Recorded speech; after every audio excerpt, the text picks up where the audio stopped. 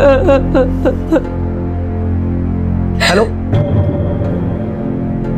हाँ हेलो, आकाश तुम्हारे घर आया क्या? नहीं, अगर वो तुम्हारे घर आता तो प्लीज मुझे फोन कर। हाँ हाँ हाँ, प्लीज प्लीज प्लीज। जी जी जी।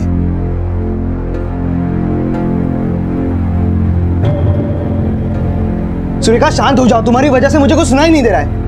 मेरा बेटा घर नहीं लौटा है और तुम्हें तो जैसे कोई चिंता ही नहीं है ना। वो सिर्फ तुम्हारा बेटा नहीं है, मेरा भी बेटा है। मुझे भी उसकी चिंता हो रही है। हर जगह ढूंढ के आया हूँ मैं उससे, सारे दोस्तों से पूछ रहा हूँ मैं उसके। वो स्कूल से ऐसे कहाँ जाएगा? देखो, मुझे कुछ भी नहीं पता, मुझे मेरा बेटा ला कर दो। हेलो, ध्यान से सुन, तेरा बेटा आकाश मेरे पास है। सुना है बहुत पैसे दबाया है तू, चल उसमें से 5 लाख ढीले कर। कौन? तुमने क्यों? मैं कौन है जान के तेरा भला नहीं होने वाला। जितना बोला है ना उतना कर। 5 लाख का इंतजाम करके रख। और हाँ, पुलिस के पास गया ना तो तेरे को तेरे बेटे का अंतिम संस्कार करना पड़ेगा, समझा? हेलो, देखो मेरी आकाश से बात करवाओ। हेलो सुनो, हेलो हेलो। क्या हुआ? कौन था? कहाँ है आकाश? कुछ बताते क्यों नहीं हो? बताओ ना, कहाँ है वो? भाऊ सांग ना काय झालं, कुठे तो?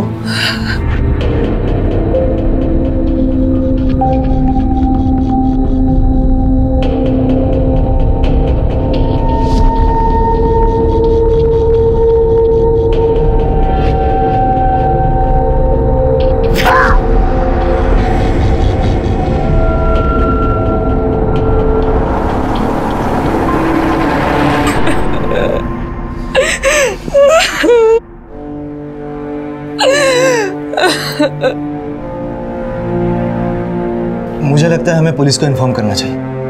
हाँ। क्या चाहते हो तुम? हाँ, वो आकाश को मार दे। उसने बोला था ना कि हम पुलिस के पास ना जाए। वो जितने भी पैसे मांग रहे हैं ना उसको दे दो। प्लीज मेरे बेटे को लेके आओ, प्लीज आकाश को लेके आओ।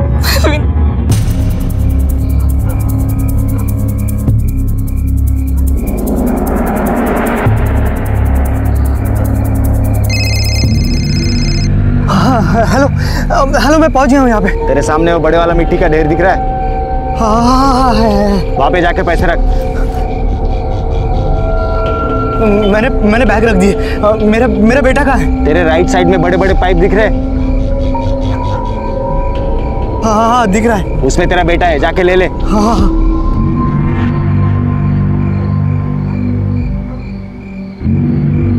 आकाश,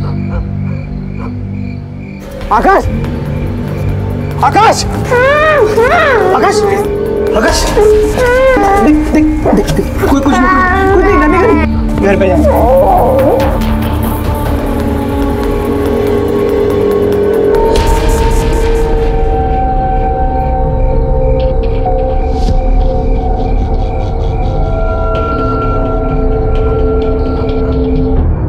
आकाश देसाई, 10 साल के आकाश को स्कूल से घर लौटते हुए अगवा किया गया। क्यों किया गया था? पैसों के लिए, या फिर किसी निजी दुश्मनी का बदला लेने के लिए, या फिर इसके पीछे कुछ ऐसे लोग थे जो बच्चों को अगवा कर उन्हें बेचते। जब भी ऐसी घटना घटती है तो पहले पुलिस को इत्तला करना जरूरी होता, लेकिन यहां पर ऐसा नहीं हुआ। क्यों? देखो, शादी की खुशी में दिन ब दिन निखरता ही जा रहा है। आई, देख ना काकी मुझे छेड़ने का मौका ही नहीं छोड़ रही है। अरे छेड़ कहाँ रही हूँ, मैं तो ये कह रही हूँ शादी की खुशी में फूल गया है, अब वो ही आके तुम्हारी सारी हवा निकालेंगे। काकी आप भी ना, चलो।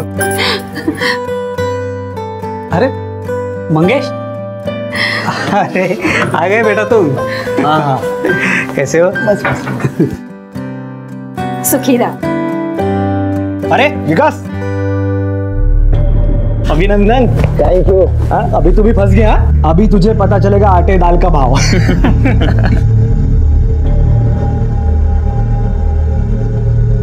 अरे सुरेखा, तुम यहाँ क्यों खड़ी हो बेटा? आओ अंदर आओ, मैं तुम्हें तुम्हारा कमरा दिखाती हूँ। चलो। आओ, तुम भी फ्रेश हो। हाँ हाँ, आता हूँ। हाँ।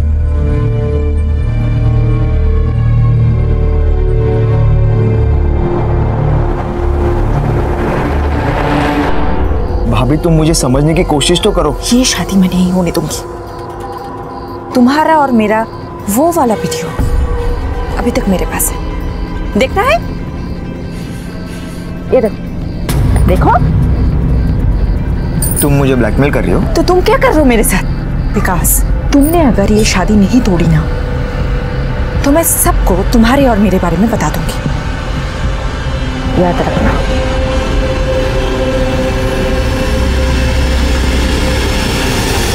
या तुम्ही पण मेहंदी काढा। नहीं नहीं, तुम लोग निकालो, बहुत काम पड़ा है अभी, मैं बाद में निकालती हूँ। बाबा बाबा मुझे आइसक्रीम चाहिए। नहीं, आइसक्रीम खाने से सर्दी होती, नहीं मिलेगा आइसक्रीम। बाबा चाहिए। मैं देखता हूँ। नमस्कार काका। अरे आप आइए आइए आइए।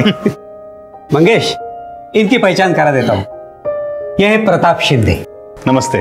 नमस्ते। और ये उनकी बहन शिल्पा, हमारी होने वाली बहू। और ये उनकी मिसेस सुरेखा। वो हम विकास के लिए नए जूते लाए थे, उसकी ट्रायल करवानी थी ना, इसलिए आए हम लोग। या विकास की याद आ गई इसलिए जूतों का बहाना बनाया। अरे क्या। चलो मैं तुझे उसके रूम में लेके चलती हूँ। चलो बैठिए बैठिए बैठिए बैठिए। आओ जा।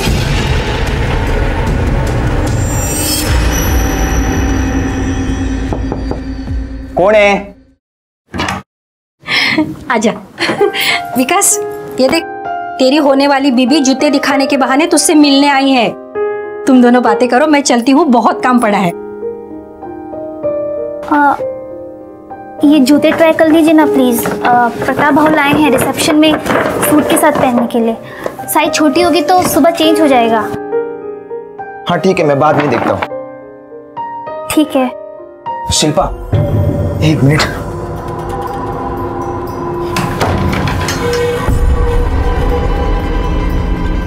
शिल्पा, मुझे तुमसे कुछ जरूरी बात कहनी है।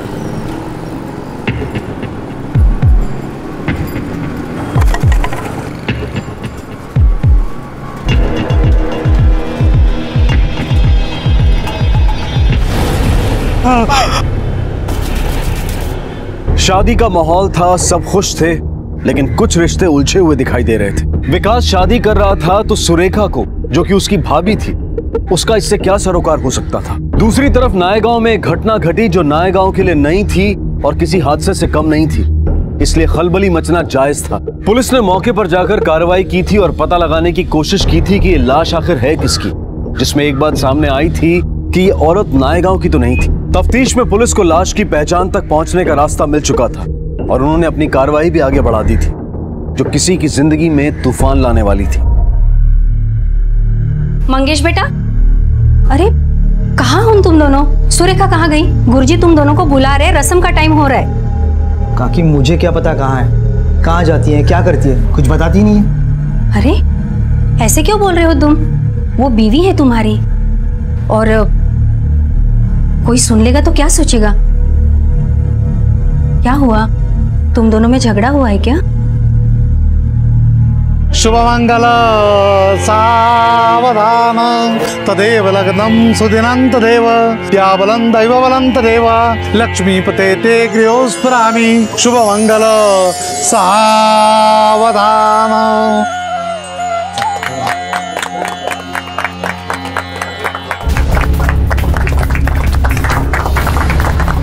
आप में से मंगेश देसाई कौन है?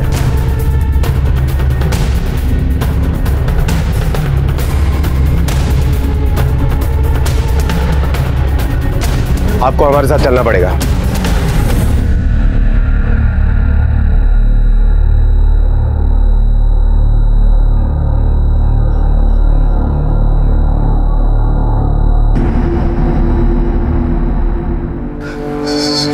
सुरेखा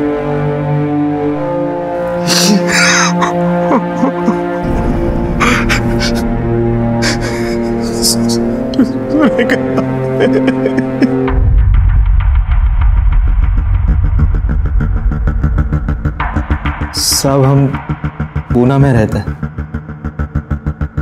यहाँ मेरे चचेरे भाई विकास के शादी में आए थे। तुमने उसे आखिरी बार कब देखा था? अगर इतनी देर रात से वो घर से बाहर निकली थी तो कुछ तो बता कर गई होगी। नहीं साहब, उसे एक फोन आया था और वो चली गई। हेलो,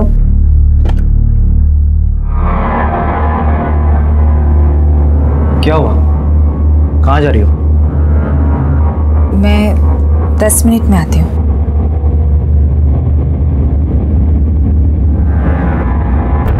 फिर सुबह तक तुमने ये जानना जरूरी नहीं समझा कि तुम्हारी बीवी घर पे आई है या नहीं? साहब शादी का घर है, कई सारे मेहमान हैं। मुझे लगा वापस आकर किसी काम में उलझ गई होगी। उसके यहाँ पर किसी के साथ जान पहचान थी? हो सकता है उसे मिलने के लिए निकली हो। हम यहाँ नायगांव में किसी को नहीं जानते, बस मेरे काका का घर है जिनके यहाँ ये शादी है, और वो सोलापुर से थी। सर उसका मेरे अलावा किसी से कोई लेना देना नहीं है। तुम्हारी बीवी एक दूसरे शहर में जहां तुम्हारे परिवार के अलावा वो किसी को जानती तक नहीं है, देर रात घर से निकलती है किसी को मिलने के लिए, और तुम ये जानने की कोशिश भी नहीं करते कि वो किससे मिलने जा रही है, घर वापस आई है या नहीं आई है। अब तुम अपने आप बोलोगे या हम बुलवाएं? साहब मेरा यकीन कीजिए साहब, वैसे भी हम दोनों में ज्यादा बातें नहीं होती थी। क्यों?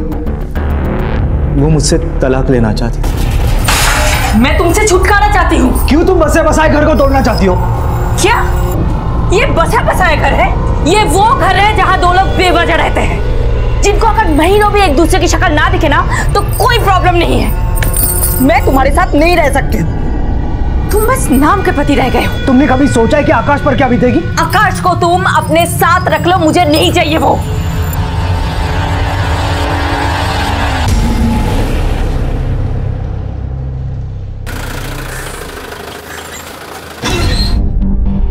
सर बोलो कौन? लीड मिला? पोस्टमार्टम रिपोर्ट के मुताबिक सुरेखा का कत्ल गला दबाकर ही किया गया है, वो भी रात को 10 बजे से 12 बजे के बीच में। अगर मंगेश को सस्पेक्ट माने तो उसके घर वालों का कहना कि उस वक्त मंगेश घर पर ही मौजूद था। सर ये भी तो हो सकता है कि वो लोग झूठ बोल रहे हो उसे बचाने के लिए।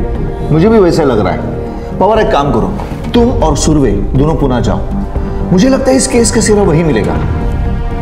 Okay sir.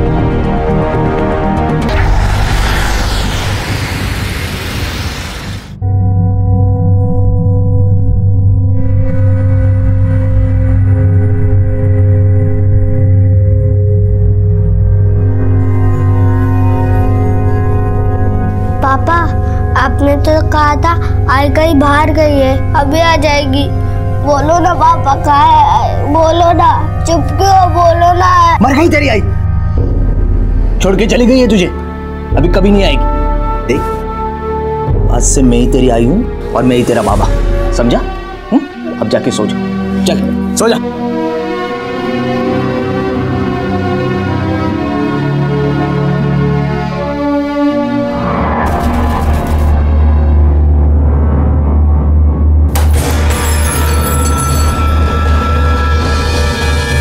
आकाश ने अपनी मां को खो दिया था, लेकिन वो अब भी सुरेखा का इंतजार कर रहा था।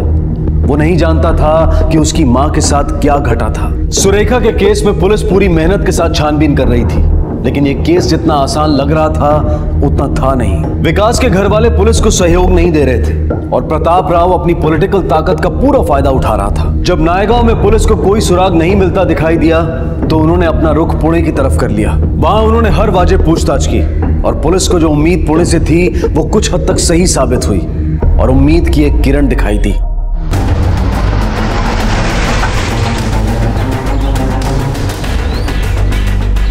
मंगेश तो बहुत अच्छा है साहब, अपने काम से काम रखता है, पर पता नहीं उसके पत्नी के साथ क्यों बनती नहीं थी। साहब पहले तो सब ठीक था, पर धीरे धीरे उनके घर से झगड़े की आवाज़ बहुत आने लगी। कभी कुछ पता चला कि उन दोनों में झगड़ा क्यों होता था, झगड़े की वजह क्या थी?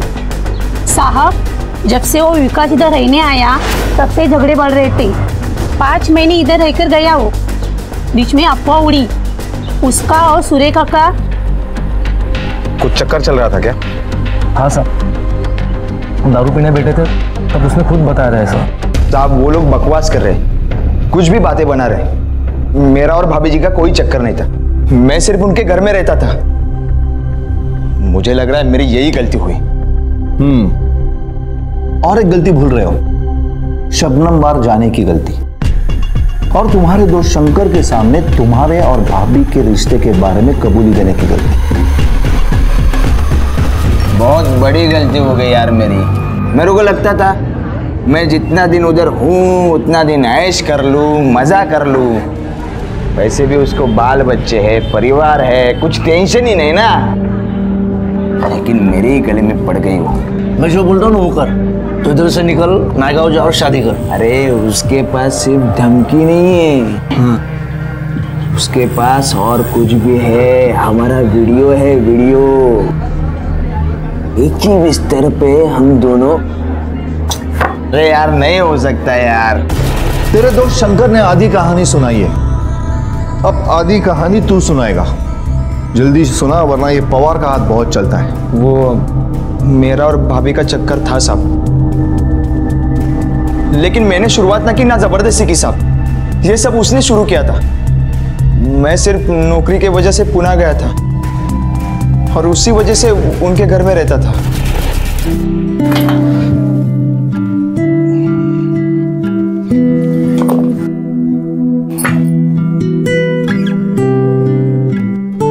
चलो विकास, निकलता हूँ मैं। हाँ, बाय बाय। बाय, शाम को मिलते हैं। यस।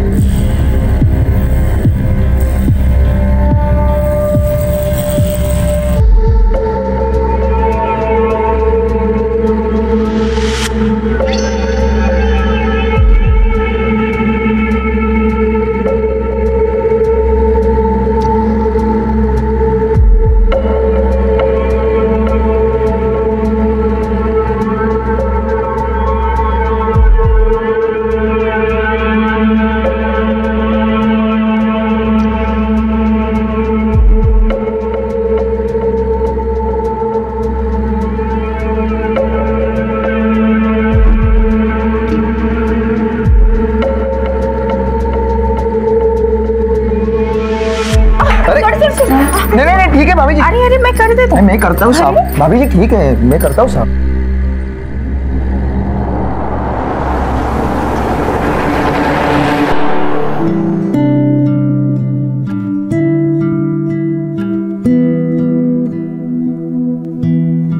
भाभी जी लेटर आया है।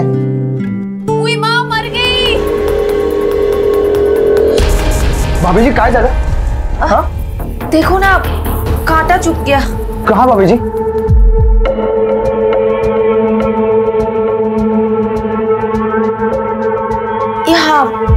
यहाँ छुपा है।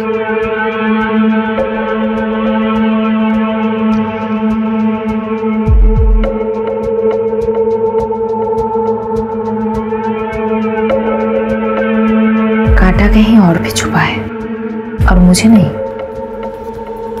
तुम्हें भी छुपा है ना?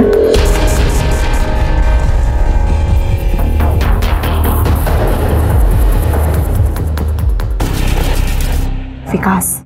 हाँ भाभी। जरा अंदर आना। हाँ आता हूँ। हाँ विकास, जरा पल्लू उठा के कंधे पे रख देना। वो मेरे हाथ पे क्रैम्प आया है, उठाया नहीं जा रहा है।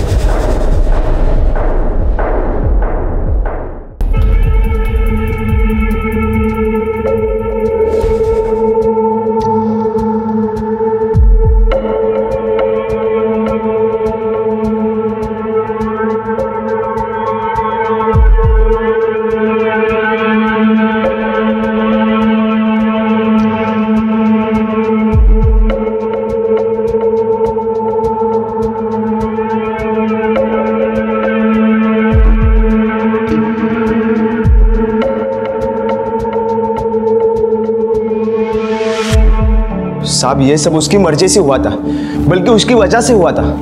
वो मुझ पे ही दबाव डालने लगी। मुझको कहती थी कि मैं मंगेश को तलाक दूंगी और तुझसे ही शादी करूंगी। एक दिन मैं ऑफिस से घर पे आया तो मेरे पास आके बोली कि मुझे पैसों की ज़रूरत है ताकि वो तलाक की अर्जी बना सके। फिर क्या हुआ? मैंने उसको कहा कि मेरे पास पैसे नहीं है तो वो मुझ पे ही भड़की। उसने पैसे के लिए अपने बच्चे को। क्या? हाँ साहब, उसने अपने बच्चे के बदले 5 लाख रुपए मांगे और मंगेश भाई को भी रोका पुलिस के पास जाने से। बेचारे मंगेश भाई ने अपने बच्चे को छुड़वाने के लिए को 5 लाख रुपए दिए। तू था? नहीं साहब, मुझे तो तब पता चला जब भाभी ने मुझे मिलने बुलाया था। मुझे यहाँ क्यों बुलाया?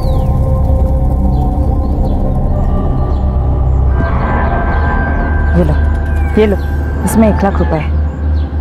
जाकर वकील को दे देना और बोलना पेपर्स तैयार करें। मैं उस घर में और एक दिन भी नहीं रह सकती हूँ। इतना पैसा कहाँ से लाया तूने? मैं अपने प्यार को पाने के लिए कुछ भी कर सकती हूँ। ये तो बहुत छोटी सी चीज है। पर तुमने किया क्या? इतना पैसा कहाँ से लाया? अपने बेटे को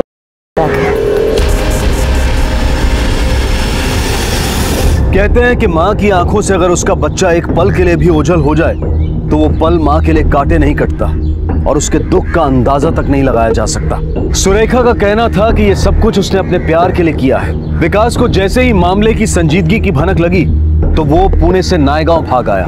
वो किसी मुसीबत में नहीं पड़ना चाहता था, लेकिन मुसीबत तो उसके दरवाजे पर दस्तक दे चुकी थी, क्योंकि सुरेखा का खून भी नायगांव में ही हुआ।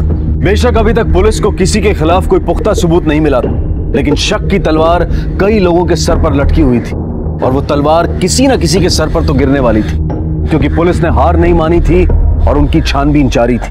सर ये देखिए, सुरेखा का कत्ल जहां पर हुआ वहां की दुकान से ये सीसीटीवी फुटेज मिले। सर वो रिक्शा से उतरा और लैंप पोस्ट के पीछे जाकर छुप गया। वो किसी को ढूंढ रहा है सर, शायद सुरेखा को ढूंढ रहा। लेकिन इस फुटेज में सुरेखा तो नहीं दिख रही है।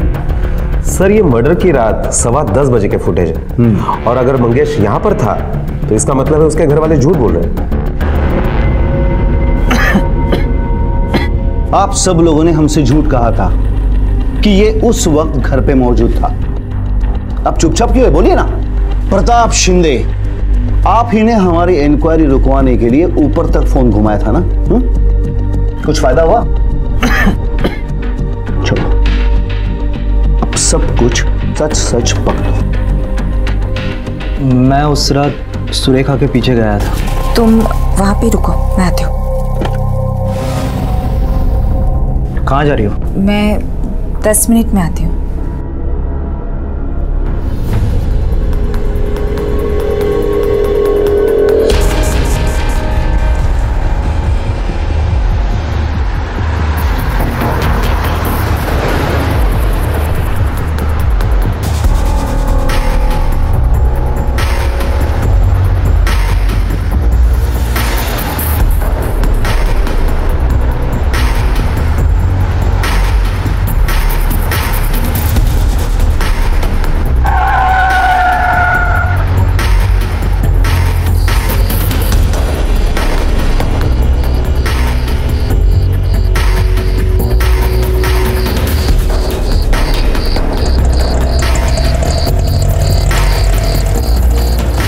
मैंने उसे नहीं मारा सर, कभी ऐसा सोचा भी नहीं था। मैं बस ये जानना चाहता था कि वो कौन है जिसके लिए सुरेखा अपना बसा बसा घर तोड़ना चाहती थी। मैं उसे रंगे हाथ पकड़ना चाहता था। सर इस मंगेश की बातों पर यकीन नहीं किया जा सकता। हो सकता है वो झूठ बोल रहा हो, और अगर वो सच बोल रहा है तो सबसे पहला सस्पेक्ट वही बनता है। और मंगेश से भी पहला शक उस आदमी पर जाता है जिसने उस रात सुरेखा को फोन करके बाहर मिलने के लिए बुलाया। उस आदमी के बारे में कुछ इन्फॉर्मेशन मिली? सर सुरेखा का कत्ल जिस दिन हुआ उस दिन से उसका मोबाइल गायब है और उसको सबसे लास्ट कॉल एक पीसीओ से आया था। मैंने पता किया। साहब फोन करने तो दिन भर कई लोग आते हैं और रात को भी कई लोग आए थे, इसे मैं याद रखना मुश्किल है। लेकिन ऐसी कोई खास बात जो तुमने देखी हो या तुमने सुनी हो? करीबन रात को 10 बजे एक आदमी आया था जिसने अपना मुंह रुमाल से ढक दिया था और बहुत हंस भी रहा था।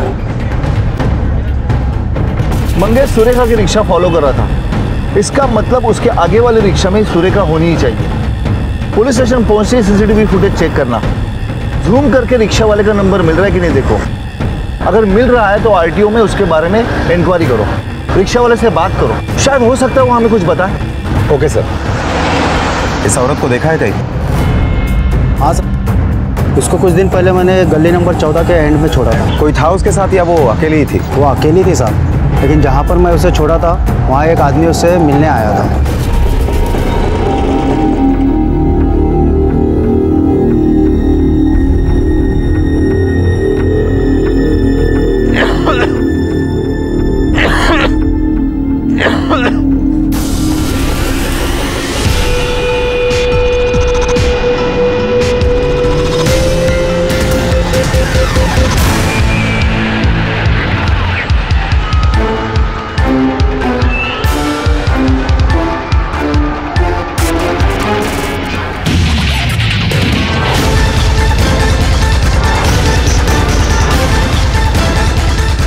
Surve sir.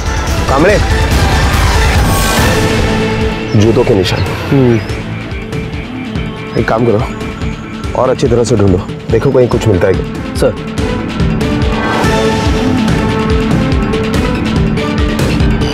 Sir.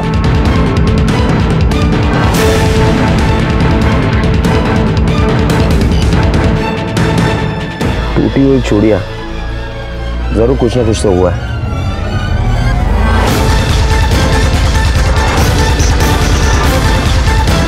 Sir, Pune के कैब कंपनी का बिल है, वहाँ गिरा था। पुणे कैब कंपनी, कोथरूड, और तारीख भी वही है जिस दिन सुरेखा का कत्ल हुआ। ड्राइवर संदीप सोनावणे। ये बिल तुम्हारे टैक्सी कंपनी का है? जी साहब, ये बिल हमारा ही है। अच्छा, इस डेट को तुम्हारी टैक्सी संदीप सोनावणे के पास थी? जी साहब। उसका एड्रेस है ना?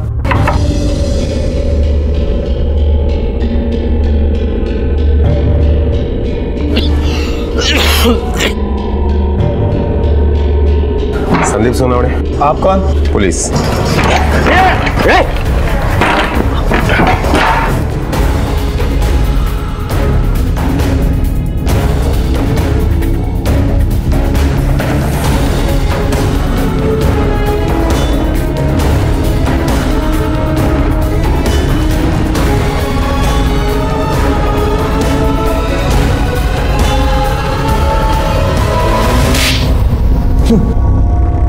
तूने ही बस स्टैंड के पीसीओ से सुरेखा को फोन किया था ना, और वो तुझे मिलने भी आई थी, ये तो हमें पता है। अब आगे का सब कुछ सच सच बता दिया, झूठ बोलेगा ना हड्डियां तोड़ दूंगा। हाँ साहब, मैंने ही सुरेखा को फोन किया था साहब। मुझे पैसे की बहुत जरूरत थी और वही लेने में गया था। और वो तुझे पैसा क्यों देने वाली थी? साहब, मेरी रिक्शा थी और मैं बच्चों को स्कूल छोड़ने का काम करता था साहब। एक दिन किराए के पैसे लेने में देसाई के घर गया था।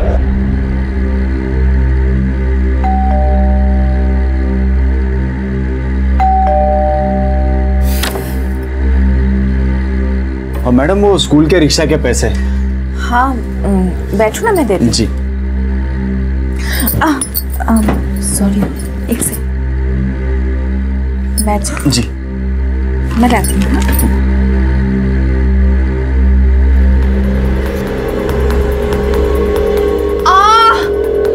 मैडम जी, आप ठीक तो है? मर गई, जल्दी आओ। मैडम, क्या हुआ मैडम? देखो ना, कांटा चुभ गया। कहाँ? दिखाइए।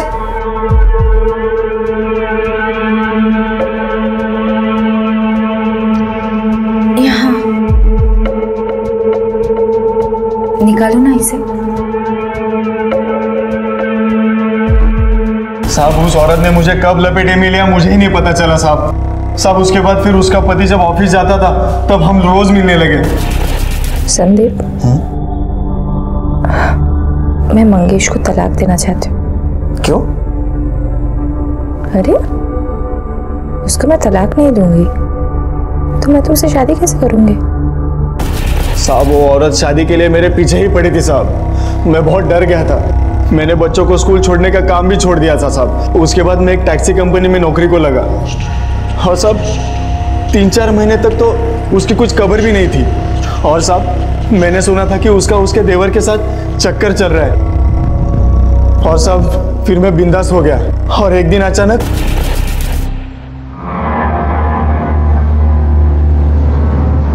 देखो प्लीज मुझे बख्श दो। देखो मैं यहाँ तुमसे ये कहने के लिए नहीं आई हूँ मुझसे शादी कर। मैं एक मुसीबत में हूँ, मुझे मदद चाहिए। कैसी मदद? मैं चाहती हूँ तुम मेरे बेटे और मेरे पति से 5 लाख रुपए मांगो। क्या तुम पागल हो गई हो? अपने खुद के बेटे को? मुझे पैसों की बहुत जरूरत है और तुम्हें बस नाटक करना है। नहीं, मैं ऐसा कुछ नहीं करने वाला। तुमको पता है मुझे तुम्हारे घर का पता मिल गया है। लगता है तुम्हारी बीवी को हमारी अधूरी कहानी सुनानी ही पड़ेगी। और सब उसके धमकी से डर के मैंने उसके बेटे उसके हस्बैंड को कॉल करके मैंने उससे 5 लाख रुपए मांगे। 5 लाख का इंतजाम करके रख, मैं दोबारा फोन करूंगा। जब वो पैसे रख के चला गया तभी मैंने वो पैसे उठाए साहब। और फिर वो पैसे लेकर मैं दूसरे दिन सुरेखा को मिलने गया। ये रहे तुम्हारे पैसे, पर अब तुम मेरी बीवी से कुछ नहीं कहोगी। ठीक है, नहीं कहूंगी। अरे लेकिन मेरा हिस्सा वो तो तुमने दिया ही नहीं। तुम्हारा कैसा हिस्सा? ये जो सब मैंने तुम्हारे लिए किया वो तुमने मेरे लिए कुछ भी नहीं किया है। जो भी किया है अपने लिए किया है। ठीक है चलो कोई बात नहीं, अगर मूड हुआ तो कुछ दे दूंगी। चलती हूँ। साहब वो कहते हैं ना, यहाँ किए गुनाहों की सजा यहीं पे भुगतनी पड़ती है। 1 महीने पहले डॉक्टर ने कहा मुझे टीबी हुआ है। वो सुन के मेरी बीवी मुझे छोड़ के मायके चली गई साहब। साहब बार बार बीमार रहता हूँ ये जानकर मेरे मालिक ने भी मुझे टैक्सी देना कम कर दिया, पर दवाई के लिए मुझे पैसों की बहुत जरूरत थी। मैंने सुरेखा को फोन किया। हेलो। ये क्या सिर्फ इतने? क्या 10,000 है, बाकी खर्च हो गए। 5 लाख में से मेरा सिर्फ 10,000 हिस्सा? अभी इतना ही है, चलो जाने दो मुझे। रुको, मुझे अपनी पर्स दिखाओ। क्या? मुझे अपना पर्स देखने दो। क्या कर रहे हो? छोड़ो मेरा पर्स। और पैसे चाहिए। छोड़ो। छोड़ क्या दो। कर रहे हो संदीप? छोड़ो। साहब मैं वहां से भागा तब वो जिंदा थी साहब। मुझे तो पता भी नहीं था कि उसके बाद क्या हुआ वहां पे। फिर तो हमें देख के भागा क्यों? साहब मुझे लगा कि आपको आकाश के बात का पता चल गया और आप मुझे पकड़ने आ गए हैं। संदीप की कहानी के अनुसार सुरेखा बहुत ही शातिर औरत थी और वो अपने फायदे के लिए किसी भी हद तक जा सकती थी, या यूं कहें कि उसकी कोई हद ही नहीं थी। पर फिर भी उसका कत्ल तो हुआ था और कोई कातिल भी था। और फिर संदीप का बयान सच साबित हुआ, क्योंकि कोई और भी उस जगह आया था जिसके जूतों के निशान वहां पर पाए गए। सर इस सुरेखा के आसपास के जितने भी मर्द हैं, उन सभी मर्दों के जूते के साइज हमने निकलवाए। ये विकास के जूते का साइज 9 नंबर है सर। और ताज्जुब की बात यह है कि विकास का साला प्रताप शिंदे, उसका भी जूते का साइज 9 नंबर ही है सर। ये प्रताप शिंदे वही है ना जो हमारी इंक्वायरी रुकवाने के लिए ऊपर से प्रेशर ला रहा था? हाँ सर, और पिछले कुछ दिनों से ये प्रताप गले के इन्फेक्शन की ट्रीटमेंट ले रहा है। तो फिर इस प्रताप शिंदे को मिलना ही पड़ेगा। मेरी बात सुनो साहब, मेरे पैर का नंबर 9 है, लेकिन मैंने कुछ नहीं किया साहब। उस रात हम लोग विकास के घर गए थे, लेकिन उसके लिए शादी का नया जूता लिया था ना साहब, वो देने के लिए गए थे। और सब हाँ सब जब वहां से हम बाहर निकले ना, तो मेरे बहन ने मुझे कहा कि भाऊ एक गड़बड़ हो गई है। काय झालं? वो अरे बोलना। वो विकास शादी नहीं करना चाहता। क्या? उसका दिमाग खराब है क्या? क्या हुआ क्या है? इससे पहले उसका चक्कर था। हाँ लेकिन इससे पहले था ना, अभी कुछ नहीं है ना, तो फिर? नहीं, लेकिन वो उसे धमकी दे रही है। अरे कौन वो?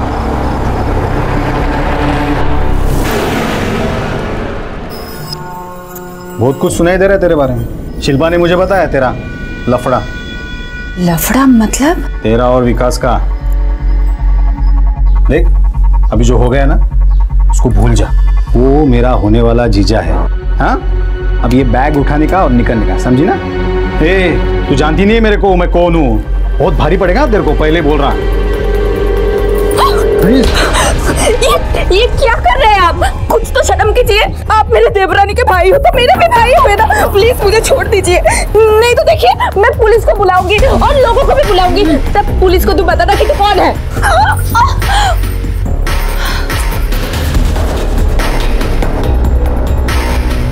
सुन,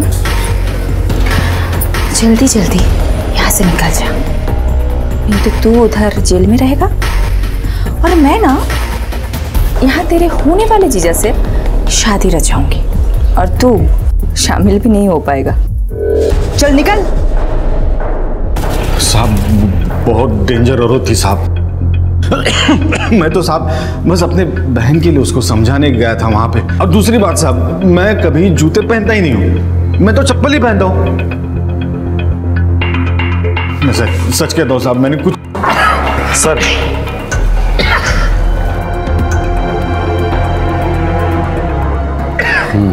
क्या ये यही जूते हैं जो आपने विकास के लिए खरीदे? हाँ साहब, ये वही जूते हैं।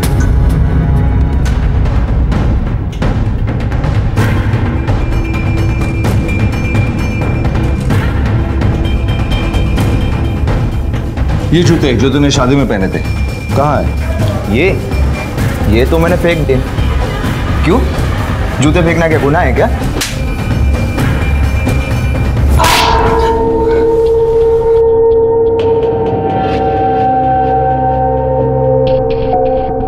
ये जूते पहचानता है?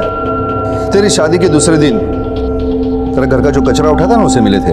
और ये जूतों के निशान उसी जूतों के निशान से मैच हो रहे हैं जो सुरेखा के मर्डर स्पॉट पे मिले थे।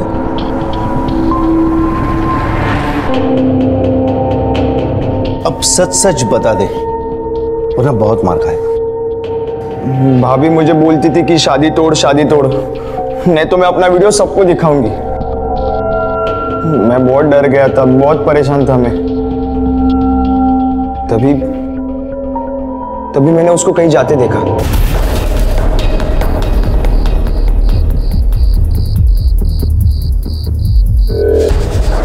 मैंने 1 मिनट के लिए सोच लिया और वहां सामने ये जूते थे, मैंने पहने और उसके पीछे चला गया।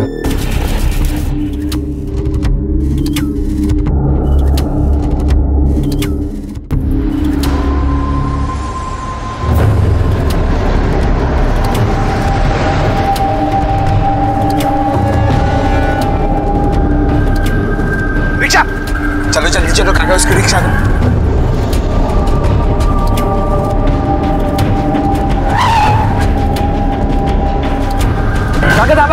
मैंने देखा मंगेश भाऊ की भी रिक्शा रुकी थी, तो मैंने रिक्शा वाले को कहा कि आगे जाके रोक लो।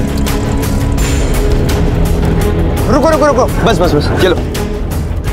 मैं पैसे देकर उतरा, तब तक भाभी गायब थी।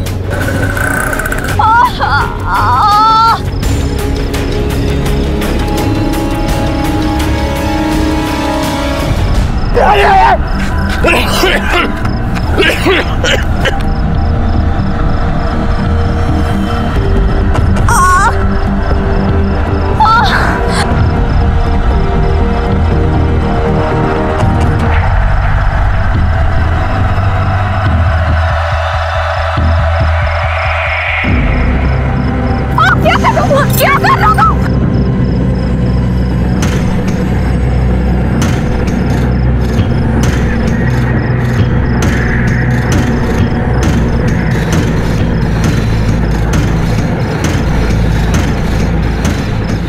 फिर मैंने उसकी बॉडी कचरे के डिब्बे में फेंक दी और उसका मोबाइल नाले में फेंक दिया। फिर मैं घर आया और शादी के दिन पुलिस को देखा तो मैं बहुत डर गया और डर के ये जूते मैंने कचरे के डिब्बे में फेंक दिए। पर तुझे ऐसा लगा कि तू पकड़ा नहीं जाएगा, लेकिन एक बात ध्यान रखना, जुर्म होने से पहले दस्तक भी देता है और होने के बाद अपने निशान भी छोड़ता है।